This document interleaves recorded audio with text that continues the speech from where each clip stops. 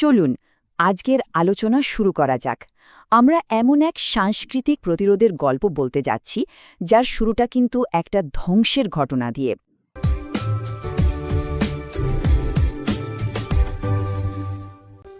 ঘটনাটা খুব বেশি দিন আগের না, বাংলাদেশের একটা স্কুলে ঠিক এই দৃশ্যটাই দেখা যায়। আর এটা দেখেই কিন্তু মনে একটা বড় প্রশ্ন চলে আসে। তো প্রশ্নটা হলো, এমনটা হলো কেন?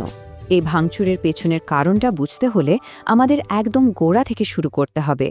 জানতে হবে সেই মানুষগুলোর কথা, সেই আদর্শের কথা যাদের গড়া একটা জিনিসকে এভাবে আক্রমণ করা হলো। আচ্ছা, তাহলে প্রথম পর্বটা শুরু করা যাক। সবার আগে চলুন সেই ঘটনাটা একটু ভালো করে বুঝি, যা আমাদের আজকের পুরো গল্পের পটভূমি তৈরি করে দিয়েছে। নালন্দা স্কুলে যে ভাঙচুরটা হলো, সেটা তো একটা খুবই সংকটময় পরিস্থিতি। কিন্তু মজার ব্যাপার হলো, এই স্কুলের যিনি প্রতিষ্ঠাতা, তার গল্পটা কিন্তু ধ্বংসের না, তার গল্পটা হলো সৃষ্টির, নতুন কিছু গড়ার। এই যে সাংস্কৃতিক পরিচয়ের গল্প, এর শুরুটা কিন্তু এমন একজন মানুষকে দিয়ে যাকে কোনো নির্দিষ্ট গণ্ডিতে ফেলা খুব মুশকিল। তিনি আর কেউ নন, সঞ্জিদা খাতুনের বাবা। এই স্লাইডটা দেখলে একটা জিনিস খুব পরিষ্কার হয়ে যায়, তাই না? যে সংস্কৃতি আসলে বাইরের পোশাক আশাক বা চেহারার চেয়ে অনেক গভীর একটা বিষয়। আর সঞ্জিদার বাবা ঠিক এই বিশ্বাসটাই মনে প্রাণে ধারণ করতেন। তার মানে বোঝাই যাচ্ছে যে সঞ্জিদা খাতুন এমন একটা বাড়িতে বড় হয়েছেন যেখানে মুক্ত চিন্তার, শিল্প সংস্কৃতির চর্চাটাই ছিল সব। এটাই ছিল সেই বাড়ির পরিবেশ। তো চলুন এবার পরের ধাপে যাই, দেখি কিভাবে এই পারিবারিক শিক্ষায় এমন একটা প্রতিষ্ঠান গড়ে তোলার পেছনে কাজ করেছে যা পরে একটা পুরো জাতির সাংস্কৃতিক সত্তার প্রতীক হয়ে উঠবে। সময়টা ছিল 60-এর দশক। তখন বাঙালি সংস্কৃতির উপর সরাসরি একটা রাজনৈতিক চাপ আসছিল, আর এই চাপের কারণে একটা পাল্টা জবাব দেওয়ার দরকার হয়ে পড়েছিল।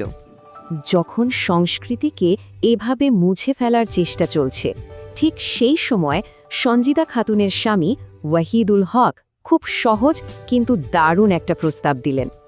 আর সেই স্কুলের নাম রাখা হলো ছায়ানট। নামটা কিন্তু খুব অর্থবহ। এটা বাঙালি শিল্প ঐতিহ্যের সেই গভীর, শক্তিশালী আর প্রতিবাদী সত্তার একটা প্রতীক। আসলে ছায়ানট শুধু একটা গানের স্কুল ছিল না, এটা ছিল একটা দুর্গের মতো, যে দুর্গটা তৈরি করা হয়েছিল একটা গোটা সংস্কৃতিকে বিপদের হাত থেকে বাঁচানোর জন্য। আর দেখতে দেখতে এই দুর্গটাই যেন একটা বাতিঘর হয়ে উঠল। এখান থেকেই নতুন নতুন ঐতিহ্য তৈরি হতে লাগলো, আর ছায়ানটও নিজের স্বাধীনতাকে খুব শক্তভাবে আগলে রাখল। মানে তারা শুধু পুরনো সংস্কৃতিকে বাঁচিয়েই রাখেনি, বরং বাঙালি পরিচয়ের জন্য নতুন শক্তিশালী উৎসব তৈরি করেছে। পহেলা বৈশাখের এই আয়োজনটা তারই সবচেয়ে বড় উদাহরণ। এরপর যখন ৭১-এর মুক্তিযুদ্ধ শুরু হলো, তখন এই শিল্পীদের গান বাজনাই কিন্তু সংগ্রামের একটা জরুরি অংশ হয়ে দাঁড়ালো। দেশ স্বাধীন হওয়ার পর খোদ বঙ্গবন্ধু শেখ মুজিবুর রহমানও কিন্তু ছায়ানটের গুরুত্বটা বুঝেছিলেন। তিনি চেয়েছিলেন প্রতিষ্ঠানটা সরকারি নিয়ন্ত্রণে আসুক। কিন্তু সঞ্জিদা খাতুন রাজি হননি। তিনি খুব স্পষ্টভাবে জানিয়ে দেন যে ছায়ানটের আসল শক্তিটা হলো এর রাজনৈতিক স্বাধীনতা। সরকারি ছাপ লেগে গেলে সেই শক্তিটা আর থাকবে না।